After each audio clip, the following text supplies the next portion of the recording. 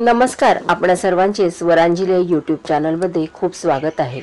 आज या व्हिडिओमध्ये आपण पिठोरी अमावस्या जी सोमवती अमावस्या आहे त्याबद्दल माहिती, महत्त्व आणि त्या दिवशी आपल्या घरात सुख समृद्धी नांदण्यासाठी करायचे उपाय यांविषयी माहिती ऐकणार आहोत।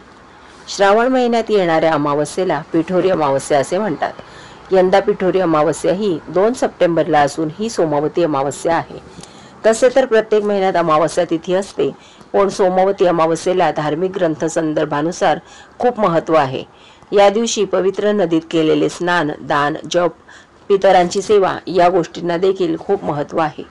सोमवती अमावस्या ही शिवशंकरांना समर्पित असून सोमवार हा दिवस भगवान शंकरांचा मानला गेला आहे। या दिवशी पवित्र स्नानानंतर शिव पार्वती, पितृदेव, तुळशीची मनोभावे पूजा करून तुळशीला 108 प्रदक्षिणा घालणे खूप शुभ मानले जाते। तसेच या दिवशी ओंकाराच्या जपाचे सुद्धा खूप महत्त्व आहे।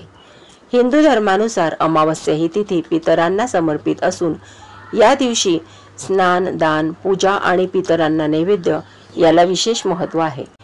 हिंदू धर्मानुसार अमावस्या ही तिथी पितरांना समर्पित असून या दिवशी स्नान, दान, पूजा आणि पितरांना नैवेद्य याला विशेष महत्त्व आहे।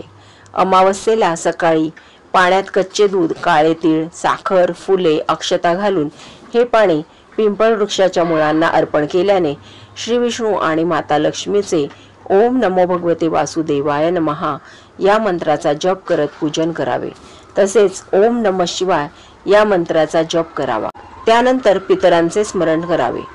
यामुळे आपल्या जीवनातील समस्यांचे निवारण होऊन आपल्याला सुख समृद्धी लाभते अशी धार्मिक मान्यता आहे। पिठोरी अमावस्येला पवित्र नदीत स्नान केल्याने पापांचे प्रायश्चित्त होते। हे शक्य नसल्यास आंघोळीच्या पाण्यात गंगाजल घालून त्याने स्नान करतात। अमावस्येला पितरांना नैवेद्य, विशेष म्हणजे तांदळाच्या खिरीचा नैवेद्य अर्पण केल्याने त्यांच्या आत्म्याला शांती मिळते आणि त्यांचे आशीर्वाद लाभतात असे सांगितले जाते। अमावस्येला सकाळी लवकर उठून घरातील साफसफाई उरकून पाण्यात गंगाजल घालून स्नान करावे। त्यानंतर सूर्याला तांब्याच्या कलशात लाल फुले, अक्षता, कुंकू, काळे तीळ घालून पाण्याने अर्घ्य द्यावे आणि ओम घृणी सूर्याय नमः या मंत्राचा जप करावा। त्यानंतर तांब्याच्या कलशात पाणी आणि काळे तीळ घालून दक्षिण दिशेला तोंड करून ओम पितृभ्यो नमः असे उच्चारण करत पितरांचे स्मरण करून तर्पण द्यावे। अशा प्रकारे पितरांना तर्पण दिल्याने पितृदोष कमी होऊन पितरांना तृप्ती मिळून त्यांचे आशीर्वाद प्राप्त होतात। या दिवशी भगवान शंकरांना दूध पाण्याचा अभिषेक करून पांढरी फुले अर्पण करावीत। तिळाच्या तेलाचा दिवा लावून शिवमंत्राचा जप करावा। संध्याकाळी पिंपळाच्या झाडाखाली तिळाच्या किंवा मोहरीच्या तेलाचा दिवा लावावा। तसेच या दिवशी संध्याकाळी दक्षिण दिशेला तोंड करून एक दिवा लावावा। त्यात काळे तीळ घालून प्रज्वलित करून तो पितरांना समर्पित करावा। यामुळे सुद्धा पितर प्रसन्न होऊन त्यांचे शुभ आशीर्वाद मिळतात। पिठोरी अमावस्येला स्त्रिया आपल्या मुलांचे रक्षण करण्यासाठी आवर्जून व्रत करतात, म्हणून या दिवसाला मातृदिन असेही म्हटले जाते। हिंदू मान्यतेनुसार या अमावस्येला मुलांच्या सुखासाठी आणि सौभाग्यासाठी पितरांची पूजा केली जाते। पिठोरी अमावस्येला स्त्रिया संततीसाठी हे व्रत करतात। असे मानले जाते की देवी पार्वतीने या व्रताचे महत्त्व सर्वांना सांगितले। देवीने या व्रताचे शुभ परिणाम आणि या व्रताचे पालन केल्याने इच्छा पूर्ण होतात हे रहस्य सर्वांना सांगितले। इंद्राची पत्नी शची हिने हे व्रत केले, तिला संतती आणि कुटुंबाची समृद्धी मिळाली। या पौराणिक मान्यतेनुसार पिठोरी अमावस्येला संततीच्या दीर्घायुष्यासाठी उपवास केला जातो।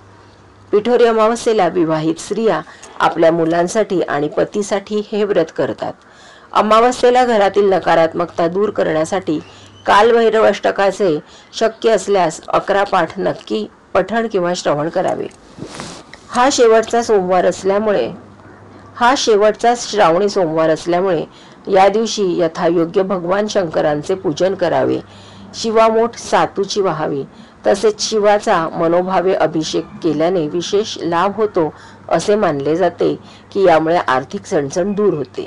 या सर्व प्रकारच्या उपायांनी आणि मनोभावे केलेल्या सेवांनी निश्चितच घरातील वातावरण सकारात्मक आणि शुद्ध होऊन घरातील सर्व अडचणी, क्लेश, दरिद्रता दूर होते अशी धार्मिक मान्यता आहे. धन्यवाद.